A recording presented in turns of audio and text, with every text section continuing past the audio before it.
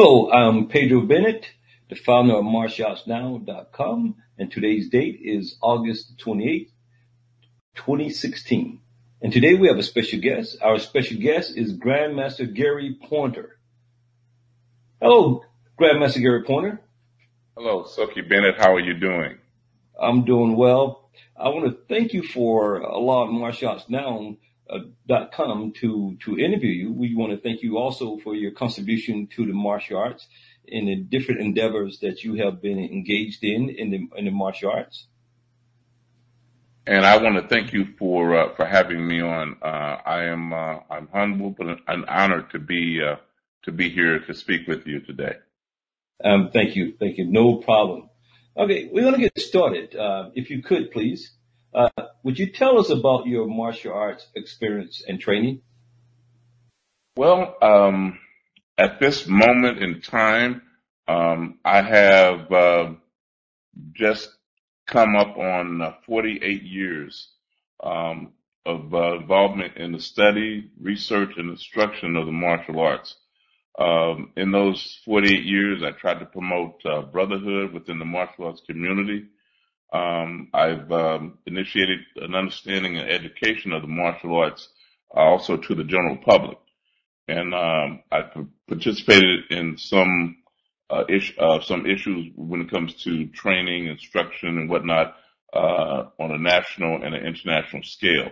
And to be honest with you, for me, I'm still continuing my ongoing promotion of ethics, character, and excellence in the martial arts arena. I started my training. Formally, I started my training back in 1968.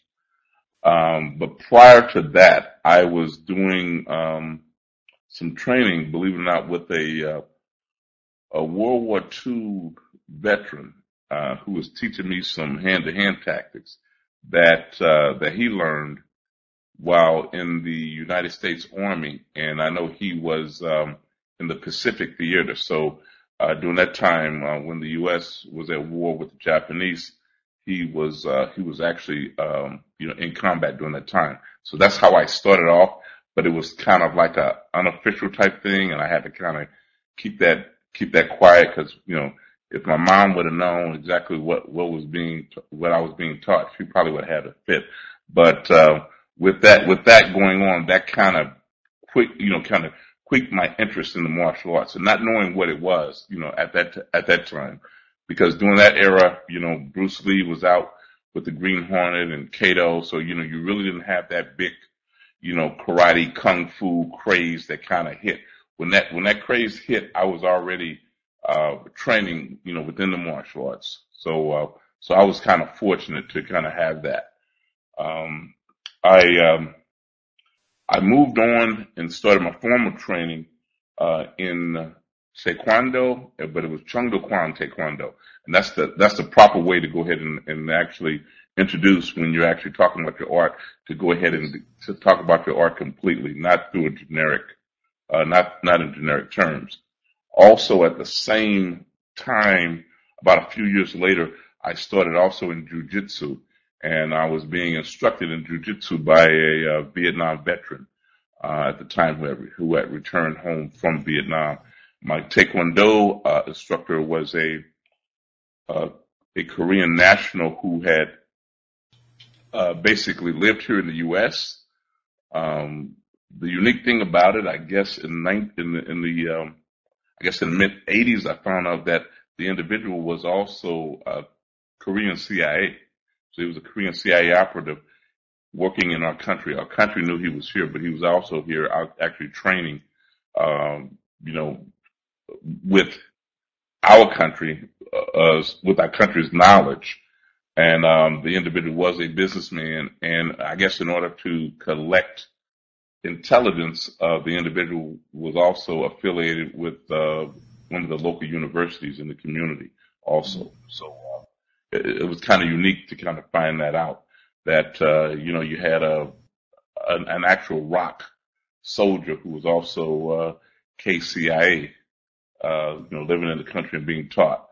So those things were kind of things that kind of blew my mind later on when I found out that was going on. I had formalized training, like I said again, in Chung Do Kwan Taekwondo. I've also had it in Muda Kwan and Cheng Mu Kwan Taekwondo. I've also had training in Hen Mu Kwan Hapkido and He Mu Kwan Hapkido, and also Sim Mu Do. Those are some on the Korean side of the house. Also Chung Tung Kwan Judo and Yusul. From that point of view, and like I said, a few years later, I was also being instructed in Yoshinrin Combat Jujitsu at that particular time too. Later on down the line, I even expanded my jujitsu training in Shin Jujitsu, Sunukashu Jujitsu, Shin Nagare Karate, Takeo Ru Aki Jujitsu, Shinko Gaiden Aikido, Kodokan Judo, Kempo, Eagle Claw Kung Fu, and some semi-formal training in Kuksuan and the Okinawan Japanese Shuenru and Shotokan karate systems at the time, and dabbled a little bit in the Kali Eskrima arena of the Filipino systems too. Yeah, I would have to say you have been around and around and around. I think that is fantastic. But one thing that martialartsnow.com liked about you is not only do you have 48 years of martial art experience, is the fact that other than the punching and the kicking, you've been doing some mentoring as well, which I think is awesome. And on top of mentoring, you're on a few organizations in which you're trying to help steer some organization toward the right direction. And we want to thank you for your contribution, not only through the physical component in which you endeared through the years, but your willingness to share and to help other individuals try to transform, because that's what we are about, is about transforming, helping others helping to bring clarity into chaos. And we want to really thank you for your contribution in the martial arts. Thank you very much. No problem, sir. One thing is, as you express, you have been engaged in many of the arts in which you have expressed are combative arts. So you did not compete much in the tournaments back during your era, or during the 70s, during the 80s, etc.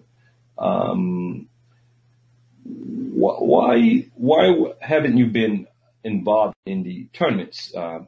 Particularly when we normally hear the word Taekwondo Hapkido, you would think the individual would probably normally focus on Taekwondo. Well, during the time when I initially started Taekwondo, I was affiliated with the World Taekwondo Association, and the president of that association was Grandmaster Duck Sung Sung. Duck Sung Sung was a former Korea Taekwondo Association president, and he was also a Kwan Nim of Chung Do Kwan Taekwondo in South Korea. And I know he had left South Korea because of the political turmoil of the martial arts there in that country, and also with some of the infighting, I guess, in reference to the growth of Taekwondo as it was, taught in South Korea. At the time when I started there was some competition, and you had to compete in order to receive ranking. So Right. They had competition, but it was more closed competition. The competition was of a closed situation, not necessarily a competition where where it was open and everybody actually participated in, and they were in a situation where they were you're getting trophies or medals or whatever. It was actually contained within the local martial arts body. Part of that particular martial arts body was the individuals within that particular organization. And even though there were teachers, throughout the United States, Most of them were basically in the Midwest, and the chief of the organization, Grandmaster Dexter Sung, was out of New York City. I know he had a school in the Manhattan island of New York. So most of that was more or less closed competition, and their philosophy was to, to strike and kick and to have control over what you did, and you could be anywhere within 3 to 1 inches of attacking the individual. So you had to have control with what you were doing, because it was just that dangerous at the time. That was one reason why.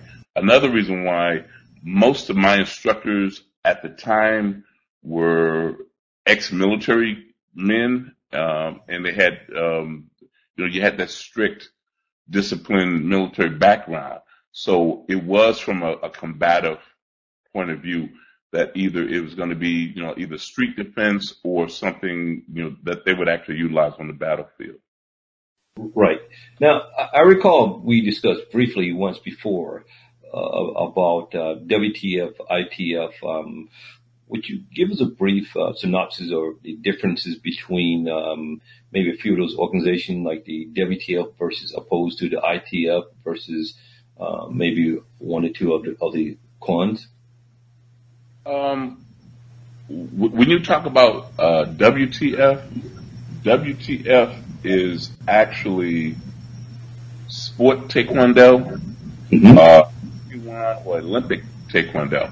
So that is geared more toward the competition aspect, especially from an Olympic point of view.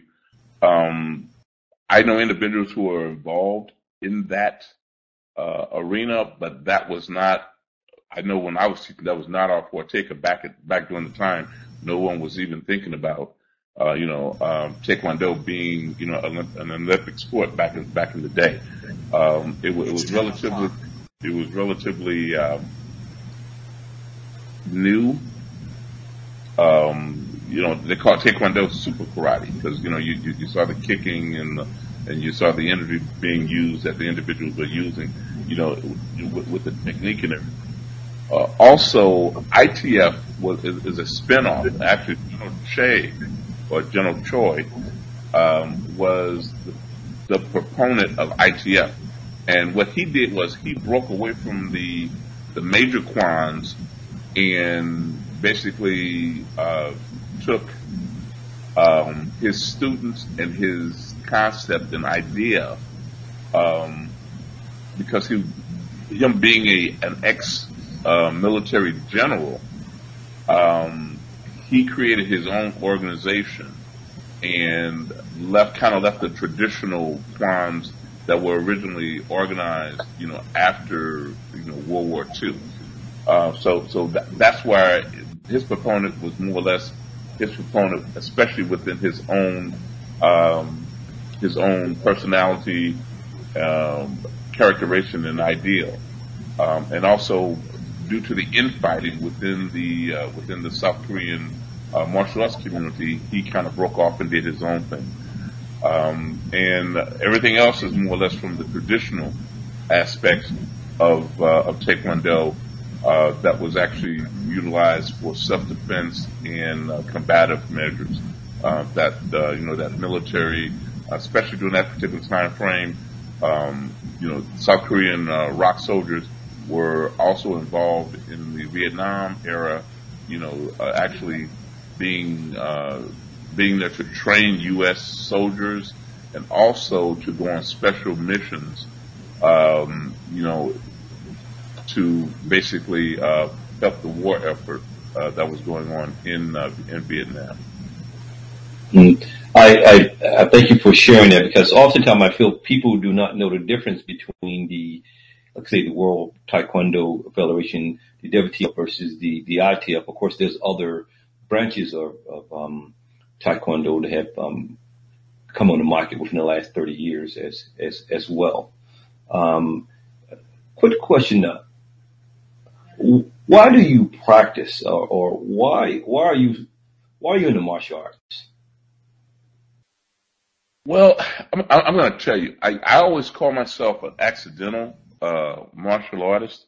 And the reason I say it's accidental, like I said, back in the day, you didn't have as many schools or instructors that you do now. Um, I just happened to see, I guess, a judo demonstration that was actually at a school, and the instructor was also teaching at a YMCA, and we're talking about back in it had to be back in the late '60s, and not knowing exactly what it was, there was not really a big craze, and the martial arts was more or less, very secretive. You know it was there, you know it existed, but it didn't have I guess the popularity that it does now. But then again, it was a very, very serious thing, because back in the day, I know when I was in class, I was a young man, I was a kid, and most of the instructors that we had, well, like I said, were ex-military guys, and a lot of their students were people who either were in law enforcement, they were in security, or they were in some military capacity. So, you kind of had some hardcore guys, even from the street tough that came from the street was also involved in the arts during that particular time frame. So when I was there, it was something that I saw that kind of got my curiosity up, and I kind of got home and I kind of talked to believe it or not, I didn't even talk to my parents, I talked to my grandparents. So I had them buy in on that idea, and my grandfather really got a kick out of it. So he was more or less my, not just my benefactor, but he was more or less my cheerleader base, and kind of got me in there. And actually I just kind of took it, and it just took off with me. So it became a way of life for me at an earlier stage, not knowing exactly what I was getting into. And even to this day now, you really can't walk away from it. If I want to take a break, there'll be somebody that says they want lessons or something. Something will always come up where it'll always bring me back and attract it to me. And like I said, I've never left it. It's actually in the DNA. It's in my DNA. Yeah, it's almost like addiction. It's it's sort of funny that something could be so compelling and attract you, whereby you want to take a break, you want to pull away, but is what they call that? A passion. You just described a passion. That's what you just described. Then I must be a very passionate person, because most people say when I talk about this, they can see me emotionally get involved, and it's like, man, this guy's like he loves this. And to a point, I guess it is. Maybe the martial arts is my mistress. You know what I mean? Right. Well, I think it is your passion. The reason why I say it's a passion, not only because you've been engaged in it 48 years and you pretty much sometimes eat and sleep and dream martial arts, but the fact is you have enough to share. You can share the plate, and if it's your passion and you're able to share the plate, I think that's a wonderful thing. I mean, it's a really good thing. And again, there's a camaraderie too that's there. I've got a chance to meet, some interesting and some phenomenal people, and once you feed off of that, or once you're in the company of some of the greats, it's like you're a part of that history. You know what I mean? And you really can't look at it that way until you mature through the process. So as you go through it, it's a lifestyle. You find out that's exactly what it is, and it's a camaraderie that's different than any other human endeavor that I've ever known or experienced. To be honest with you. yes, I would agree. It is very, very powerful. You use the term Grandmaster. What does Grandmaster mean to you?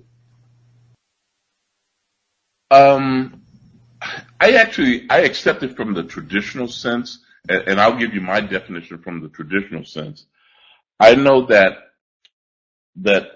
for one to be a grandmaster, I know it is a title, but also it's a title of recognition, because it's a title of recognition through skill, through the craft, through the talent, and also self-worth through attaining, let's say, legitimate rank. That's one way. That'll be the easiest way to put it.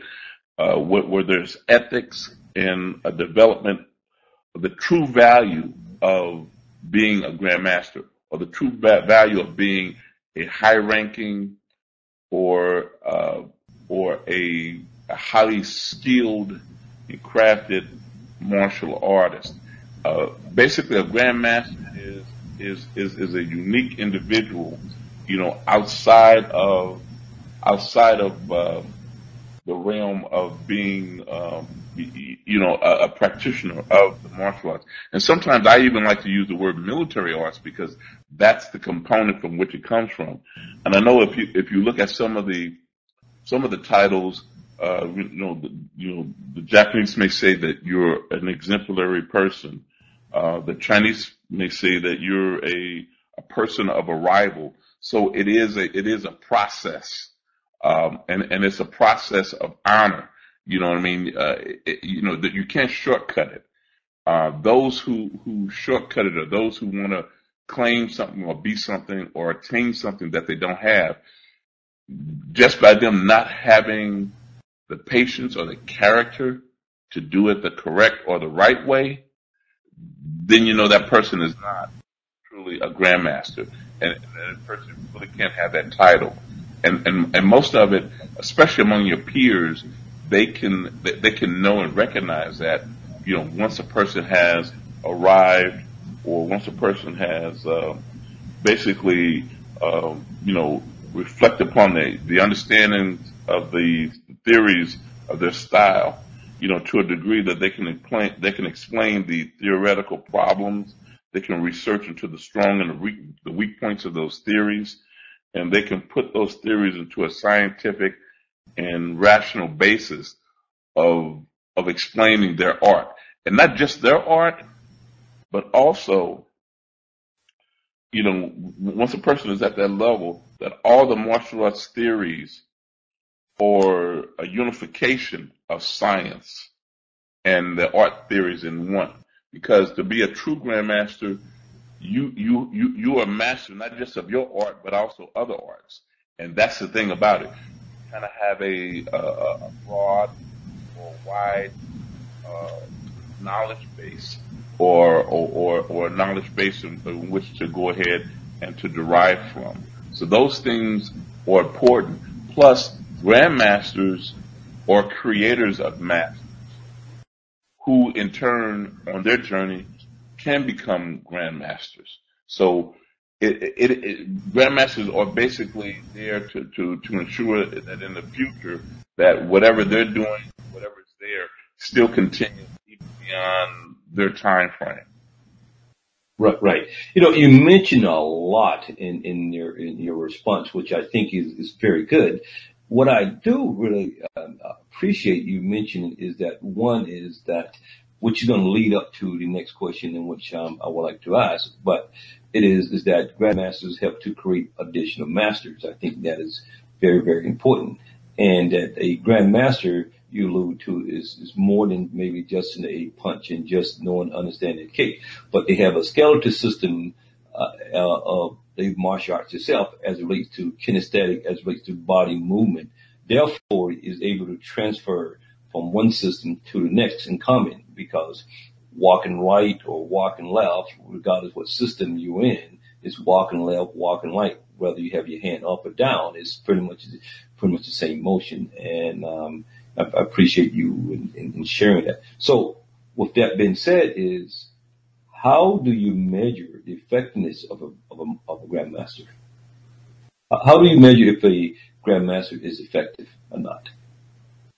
Well, okay, it's relationship. I think that's one of the most important things, because what a grandmaster becomes, he becomes almost like a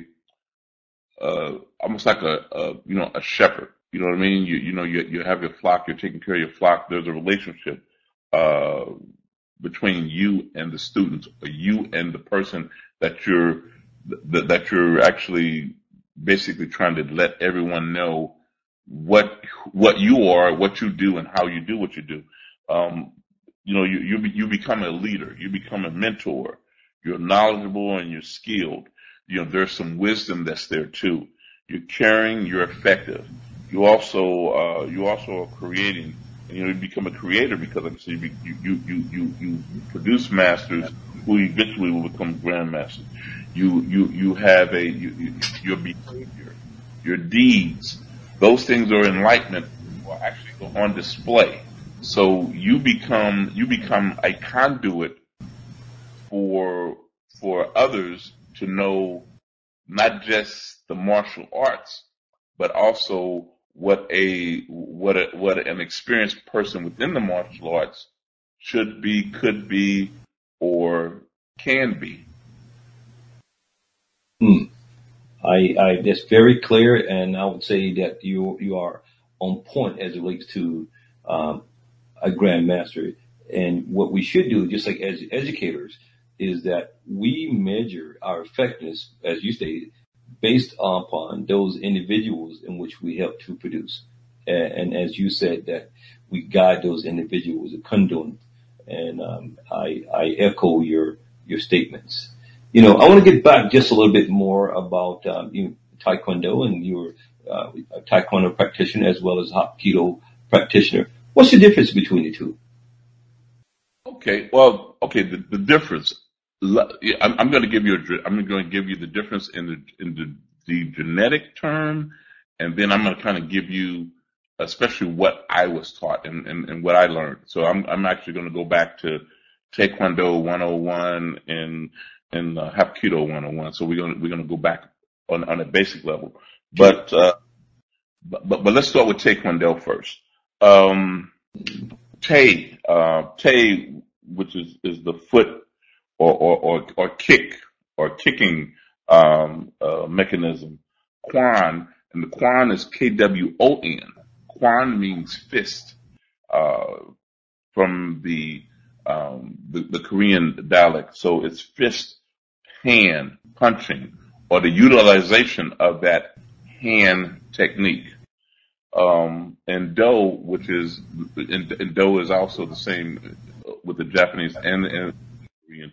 It's the method, the way, or the methodology of actually doing what you do. And what that does is you're putting in the hand, the foot, way, or method. The Japanese would call it the empty hand, the karate. So there's a tay with that. So there is a mechanism in which an individual learns with movement, because movement is very important, and application, which is also important. But the main, I know when I was taught, this one I'm gonna go back to what I was taught. I know when I was taught, there's 5 ingredients that make Taekwondo, and they drill this in you too. You have to have speed, power, accuracy, balance, and focus. If you can integrate all of that into what you're doing, then you're actually doing Taekwondo. That was something that was actually emphasized with you at your early stages of learning, and then you learn how to do that, especially as you progress. You can see how that grew. With Hapkido, Hap is coordinate or coordinated. Ki is energy, chi, and Do, which is the way or the method or the mechanism to go about it. And the coordinated energy way utilizes. You can utilize. To me, I think it's another higher step within Taekwondo, because if you really practice Taekwondo, especially the way it's practiced in South Korea, Taekwondo utilizes throws and takedowns, but a lot of people are not familiar with that. Because sometimes, especially in the U.S., they don't have a complete understanding of Taekwondo. Taekwondo does use throws and takedowns, but in Hapkido, you're going to be using punches, kicks, throws, takedowns. You're going to be using joint manipulations, joint locks, joint break. You're going to be using throws, takedowns, lockdowns. You're in a situation where you're actually going to be utilizing physics um, at its most optimal point. That's one way to do it. So that's just complete energy, and it's actually in motion, and you'll see motion in motion, motion in action. That's one way. That's one way to look at Hapkido. The way it is practiced there, even though there's a sport component, the sport component is very well recognized worldwide. But in minute sections, especially there within the South Korean peninsula, it is all militarized from a self-defense, sometimes from an offensive standpoint that it's actually utilized, where it can become very, very dangerous in its application and actually in its technique. Right. I notice it says Taekwondo. Is there a reason why the Thai is first before the Kwan? The philosophy of the Koreans is that the feet or the legs are the strongest limbs on your body. Why not use that strongest component in order to defend yourself? The legs are 4 times stronger than the arms. With the proper training, they can be quick, they can be fast. You can utilize it at angles, circular, linear attacks. Also, you have to notice too that the Korean Peninsula is also very, very mountainous and hilly. So people, they walk consistently. There is transportation, like say in the metropolitan areas, but if you're actually amongst the countryside, there are a lot of hills. So people do walk and they utilize that. So that's to the advantage where Tay is also there first. So use your strongest weapon first and your most powerful weapon first to go ahead and defend yourself.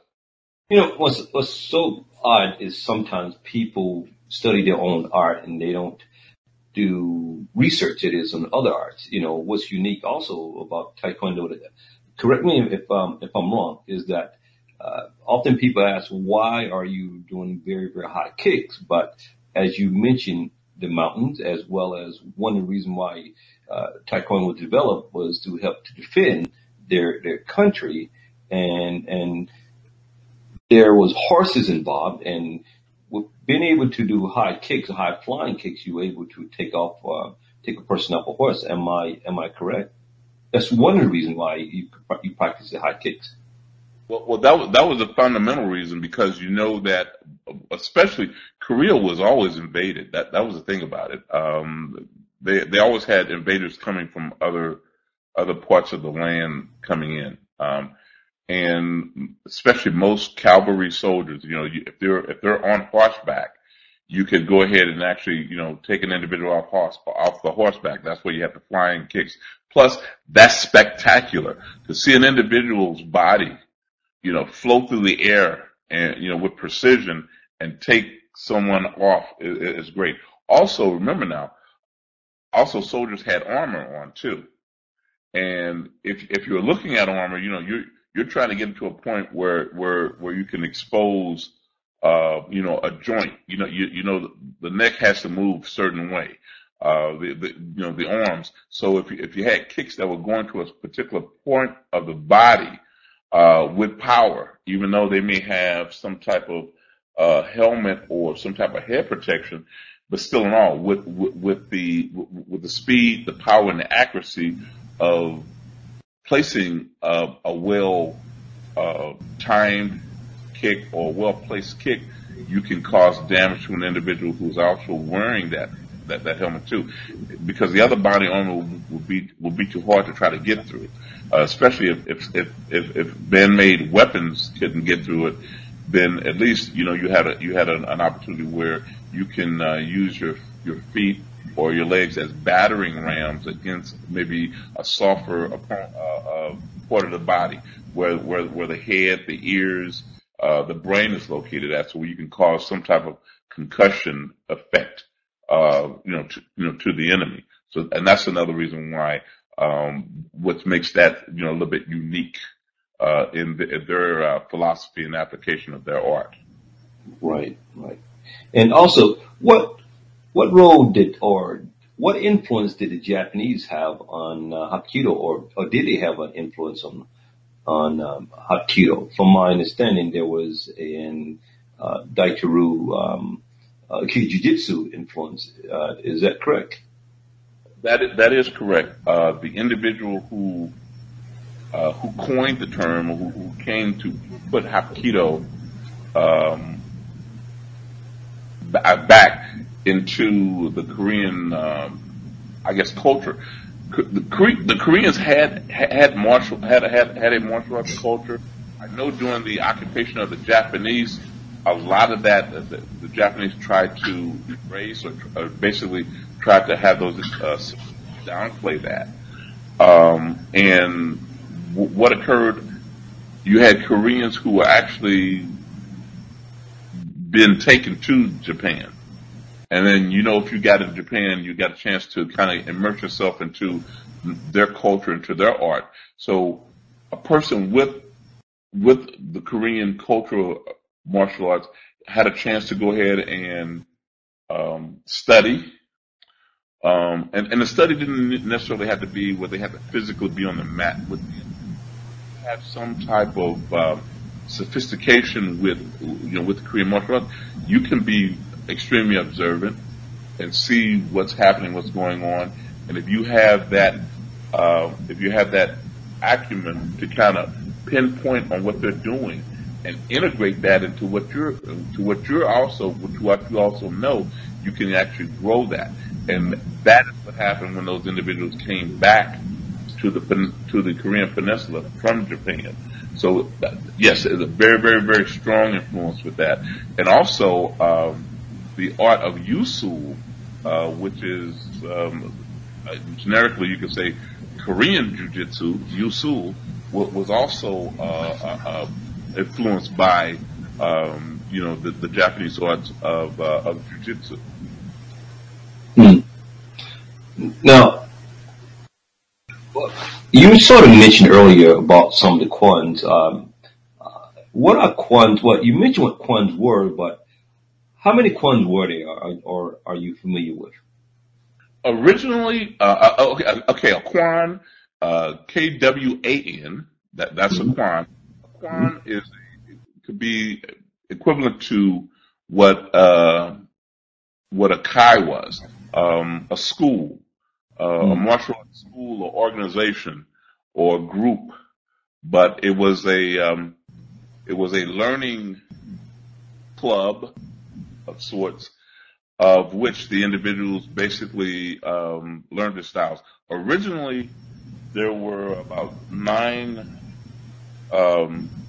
Kwans within the Korean peninsula.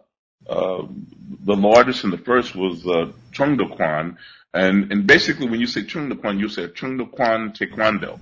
That's what that would be the definition of the Taekwondo that you were doing.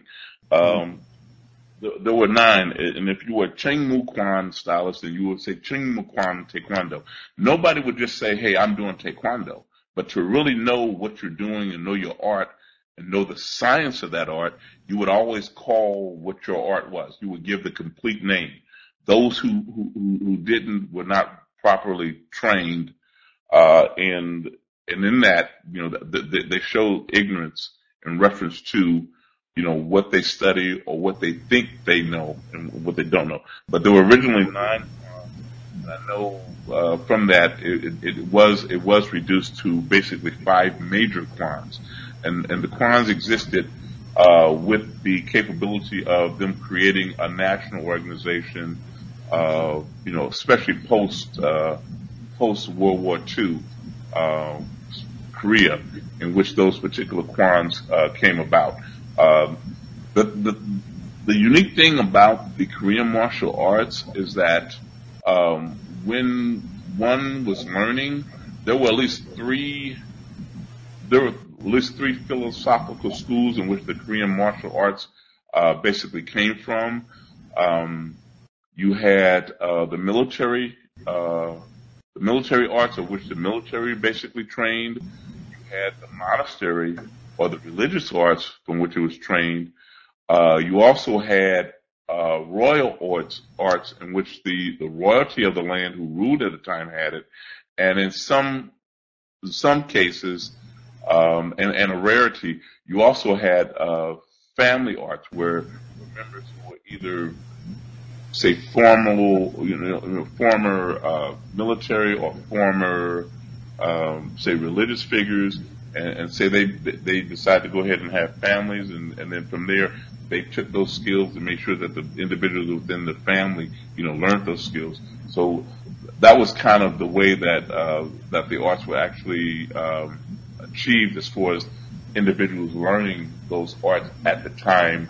And we're talking about pre-World War II, because once World War II happened and the Japanese occupied the land, they tried to completely eradicate and discourage that, because they know that would be something that would be rebellious, in their plans and them conquering, the world. Mm.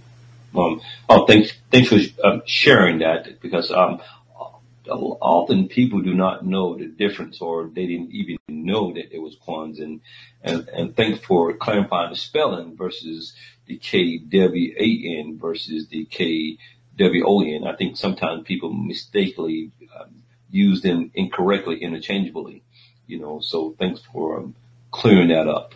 Now, you have all this experience and knowledge as you relate to the martial arts, particularly Taekwondo and Hapkido. And you're familiar with other arts as well. Do you think martial arts could help curb or have a positive impact on our society? If so, how so? If not, why not? Personally, I think it can have a positive impact on our society. And one reason why I think it can is because if society were to really be true practitioners, and if they were to follow closely the martial arts, let's say, code, or the martial arts theory of living, and that will basically, is based upon, a high level of trust and honor. And it's not impossible for humans to do that. It's also based upon, you living through dignity for one another, and you're exercising respect and character as a fundamental attribute in human relationships. More than likely, society could benefit from that. So it's not all physical. It's not all about, let's fight or let's be at war. The thing is, if I'm a man of war and I know you're a man of war, then I should be able to honor that, because the thing is, we need to coexist in peace and not be at war. But if I know I have power and you have power, and if we respect each other's power, then that's one way of actually having some type of peace, or some type of situation in which we can coexist and get along. But also, peace through strength is how that works. And if society would kind of yield, especially the ego, and especially the selfishness, you know what I mean? And if you're looking out for the good of society as a whole, it could be positive. Martial arts could make it positive for those individuals who live within our society. Right. And as you were speaking, I'm smiling because I was thinking about the Second Amendment, as you speaking about the martial arts as bringing balance. Even though Second Amendment, we may talk about the weapons, etc., to bear in arms, and we're looking at martial arts itself, which is a means of self-defense or protection as well. So if individuals are familiar that one could defend him or herself, I think too it brings a sense of I won't say checkmate because when is there checkmate? Because I don't think there's checkmate. That's why we have to have those other things in which you said is having respect for each other.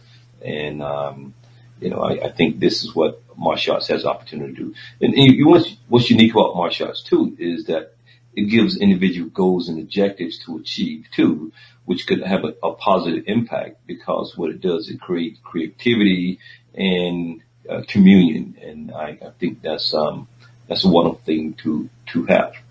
And speaking of communication and communion, et cetera, in the 60s and the 70s, did you notice racism or prejudice or injustice between or among any races? If so, please explain. Oh, during that time frame, especially here in the United States, I would have to say yes. There's a dual sense of what happened in our society during that particular time frame. Especially in certain parts of the country, there was civil strife, between, the black races and the Caucasian races, and the dynamics within the American culture of living. That was one, and that was a reality that was going on during the time. Also, within the martial arts world, there was a racial component. That there was a component, especially during that time, when, like I said, the popularity of the martial arts wasn't really that I guess aware within our society, but at least that there were secret societies where that knowledge was there, and certain people would make sure that, let's say if you were Asian or Oriental descent, that you had something that you wanted to make sure that the non-Orientals or the outsiders would not get. So there was prejudice in that where these are our secrets for our people, and we don't share that with anyone outside. So that was another thing that was going on, and especially during that particular day, if you were an outsider, no matter who you were, if you weren't one of us, then you wouldn't. Then those secrets were being kept. But then again, you did have some people who wanted to go ahead and share that culture and to share those particular ideals with those outside, so that we all could be inclusive, within society as a whole. So yeah, there was a dual component on both sides in the American lifestyle and also in the martial arts world. No doubt. Oh yeah, no doubt. What's funny is sometimes when I ask that question, many times people say that no, there wasn't prejudice or there wasn't injustice. In fact, there wasn't racism. But again, most people do not understand racism as it relates to finance and one race over having financial control or benefit or stronghold over another. Then as it relates to biases and prejudice, well, first of all, we are all biased. If we have choice, you're going to have bias, but unfortunately, nevertheless, it did happen. And I'm finding that even 2016, that there are still some issues out there as it relates to the martial arts. Ego has a lot to do with it. Even as I make contact with Grandmasters today, once they find out maybe who I am and maybe they go to the website and see that I try to use a diverse, communicate with a diverse Grandmasters, Masters, etc. For some reason, certain populations elects not to even to make contact, which that's their choice. But nevertheless, these individuals saying they're grandmasters, they are, helping other individuals. So if I'm seeing some of this today, 2016, I could only imagine on the circuit what was going on in the 60s and the 50s, etc. And it's unfortunate. We get the wrong ideal, just like we talk about the emancipation. We talk about slavery back in the 1860s and freedom of the slaves, et cetera, which which actually did not occur when they said it did occur. But I'm saying that there's some issues today that we need to address as relates to race, but too many people will not have a serious conversation about it. So one reason why I created Martial Arts Now is to have a dialogue about that and figure out what could we do to share and to learn and make a change within our community. And I think that martial arts is one way of bringing people together so that a transformation could occur. I didn't mean to be long-winded though, but it's a passion of mine to use martial art as a means to bring awareness to our society. Now that you brought that up, the reason why the last question that you asked in this current question, now that you brought that up, because the world, like you said, you talk about economics, you talk about finance, you talk about politics. Okay. Also, remember now, the whole idea behind this thing is yin yang. So there's a balance between the yin and the yang, and also the yin and the yang constantly flows. So there is a balance and there is a midpoint between that. There is no such thing where one is where the scales are tipped one way or the other. I know in reality we like to say that it is, but there is a balance, and there can be a balance because within the martial arts community, that is where you learn how to associate and come up with the balance in the yin and the yang. Right. I agree. In speaking of yin and yang, tell me something. Why is loyalty important? Wow, loyalty. Oh man, this is to me. I think this is probably one of the most important questions you probably ask me, because loyalty ties in. Remember we talked about that code of living. When we talk about those things where there's a warrior or Budo code, and everything is based upon trust, yes, honor, respect, character. And when you have those attributes, and we're talking about attributes that actually have actually lived over the test of time, it becomes tradition and it's historical. And to become tradition, to become historic, to become cultural in its norms, you have to have loyalty, because loyalty is what keeps things where it is. You're focused. You're on a mission, and the mission can be accomplished. When you have loyalty as that vehicle, it drives honesty and truth. Because once you have that, there's no compromising of trust and security. So with loyalty, there's trust and security that is not even compromised. That's why it's important. When you actually go through, say your training, or you go through this journey that we're going through, that's what we consider it as a journey. That loyalty is the most important thing to have. We know everybody that really can't understand the concept of it, but this is what truly makes us who we are. Yes, I agree, because loyalty pulls in respect, right?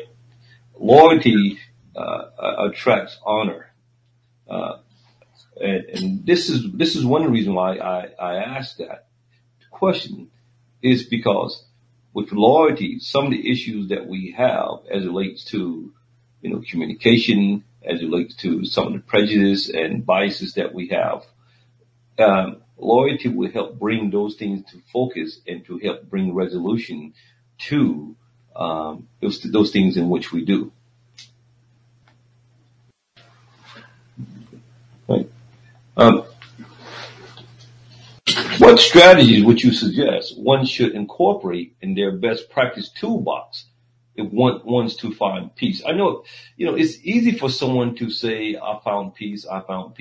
Very, very often people are lying when they say they found peace, and to find peace in a chaotic world, I want some of that, whatever they have, but I know that you could find a sense of relaxation, a sense of calmness, but nevertheless, let's float around with the word peace.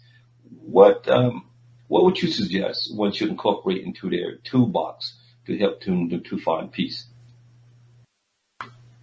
I'm going to give the word discipline, and let me further explain why we use discipline. Because with discipline, you're using the correct rote teaching. Rote, R-O-T-E. Yes. Rote teaching is how we learn what we learn. Rote teaching is how we do what we do in this particular world. Because this is how the martial arts is handed down. This is how the martial arts has been passed on. And this is the only way the martial arts is actually going to go ahead and survive even into the future. And it takes discipline to be a rote learner and a rote teacher. And especially if you're doing it correctly. You know, we can mimic, we can see it do it, but it needs to be done in the correct manner. If we do rote teaching and learning, we can continue the tradition that lives on after we're gone, and that becomes a legacy.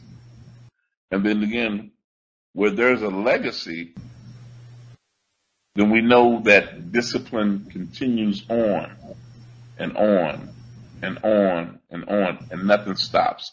That's why I think discipline through rote learning and teaching is the way that it will probably be the most, I guess, essential thing, in our practice toolbox. Yeah, I mean, I'm going to agree with you that because, you know, it's through perseverance, because if rote, first of all, you got to have dedication with rote teaching, because after doing things repetitively, after having a skeleton and drawing that skeleton over it and over and over, perseverance is the most important thing. But you know what's good about having a good skeleton and using the rote method of learning is that you creating clones. You know, you're creating clones. You're creating a template. You know, it's like using the scientific method to somehow show that there is a theory, and what a theory is after experiments has been conducted after a certain amount of time or a certain process, and each time you do it, you pretty much is going to derive with the same thing. So you come and say, okay, we have a theory. So I tend to agree with you. Yeah, you know, you're very knowledgeable about your particular art and as well as other arts. Do you have any publications or do you plan on having any publications? Well, to be honest with you, I have been a contributing writer to at least one particular publication that's out there, The Quest for Success. I did contribute some articles to that particular publication, so I have written that. Also, I've been involved in um, radio broadcasting too. With the World Martial Arts Magazine radio show, I was a co-host of. So those are some things that I have been doing to kind of contribute, to give back to the arts too. And to be honest with you, when we go back, when you went back to like what makes a grandmaster, Yes. it has to have those type of things. You have to contribute, not just necessarily, in the dojo or in the kwon or in the dojang, but also sharing that knowledge where it's in a form like you're doing what you're doing here now through this particular format of multimedia that's actually electronic in means. You're giving back, and a grandmaster has to be, I guess, all things to all people. And if you can convey that message, because everybody doesn't learn the same, and everybody learns at a different level. And if you can have that multitasking of teaching and actually teaching at a level where everybody can understand it, then you truly are a grandmaster. When you're in a situation like that. Yes, I agree. Have multifacets abilities. You know, uh, you mentioned the radio station. Are you all working on any special projects at this time? I know Well, that you said something you don't want to reveal right now that we had to talk about a few months back. You were working on a few projects, but other than revealing those projects in which you work on that we discussed, are there any other project that you working on? I know that you part of the world head of Asoki. You know, you working, working on some things there, and you have really contributed to the world head of Asoki over the last several years. Well, that's one of my things of giving back. Plus with my peers, we all have the same goals, to coexist, in a peaceful manner, to do what we do and to share our arts and to share that within the martial arts community. I'm working on something that's very sensitive. It's a very, very sensitive endeavor, and it's never has been attempted before. It's really unprecedented in the field of which I'm going to do. And I hope to have that manifest within the next few years or so, to have that out. And when it does come out, when I do make it a public, I guess exposure of it, I would like to make sure that I would, like to let you know and the listeners know what we have going on. And like I said, what's going to happen is to me, it's mind boggling, and it kind of blows my mind to even think that I even came up with such a concept. But when it does happen, I would like to go ahead and let your viewers know, and to let the world know. And it goes in line with what the things that we have been talking about, in this conversation, where it comes to the positivity of what we do and how we do what we do. Wow, when it happens, it'll be something that people are going to say, wow. They're going to they'll say, wow. Yeah, I wish you great fortunes with your endeavor. If I could support you, feel free to just give me a shout out, and I'll see what I can do within reason to give you the support. I don't have a problem. You've been very helpful to me in sharing some things and addressing some of the questions in which I've had for you previously. And I actually want to thank you for your assistance and assisting me, as well as many, many other individuals. And thank you for this opportunity. I'm humbled to be here. I'm humbled to be able to speak. I hope this benefits those who are out there listening. I'm just blessed to even share what I have. I know there's divine intervention in my life to what I'm doing. If not, there would be no way in the world that I could actually get here. And I know the divine hand of God is actually has been in my life to do what I'm doing right now. I think that's excellent. Here at martialartsnow.com, we try to provide a platform so that masters and grandmasters, seafoods, etc., could share their experience and share their knowledge. This is not about just martial arts. Is not just about a punch or a kick or doing a tournament or blooding someone's nose, etc., etc. It's a way of attempting to find out who you are, and it is then when you find out, get a better understanding of who you are, that you can reach out and touch other individuals. If you're lost and you try to help other individuals and you're lost, what you're doing is you pulling that individual in a lost environment as well. So again, I try to communicate those individuals who light is shining bright and they can reach within themselves and see who they are themselves. So I really appreciate you for taking out your time and sharing your vast knowledge about the art of Taekwondo, and your knowledge about Hapkido, and your knowledge about martial arts in general. Again, I just want to thank you very, very much. Thank you. The pleasure was all mine. Yeah. If someone wants to get in touch with you, what is the best method to do so? Would it be email or maybe a phone number or website? Email would probably be the best in order to get with me, because at least I'm mobile and on the go. Email works out much better for me. And that email address is Thelmon, THELMON _98 at yahoo.com. I do monitor that on a regular basis, and if you get in contact with me via that method, I will get back in contact with you. Right.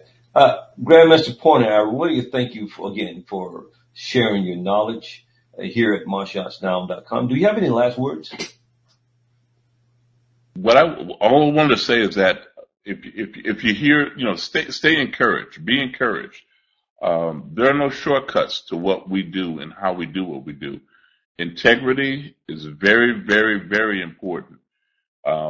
If you cheat, you're cheating yourself. If you cheat, you're cheapening yourself. Just be encouraged. Continue on. Perseverance, discipline. Those are the things that we learn. Those are the things that we need to go ahead and learn until the day we leave this planet. Those are the things that we can go ahead, just take one day at a time, and every opportunity to go ahead and to learn and to go ahead and to express yourself in life. That's the best way. Be true to yourself. Be true to your instructors. Be true to your masters. Be true to your teachers. Be true to your mentors, because they're looking out for you and they're going to do the best for you. And you will also be an example for those who come after we're gone. So just be who you are and be truthful to what you do. Grandmaster Pointer, I really want to thank you for your words, insightful words, and I'm hoping and praying that your words will set root on some of our listeners, particularly the ones who are in need and looking for that message. And I really want to thank you. As I stated before, I am Pedro Bennett, the founder of martialartsnow.com, and you just heard it for yourself from Grandmaster Gary Pointer. And we thank you again, Gary Pointer, and to you, the audience. Stay tuned, and we shall talk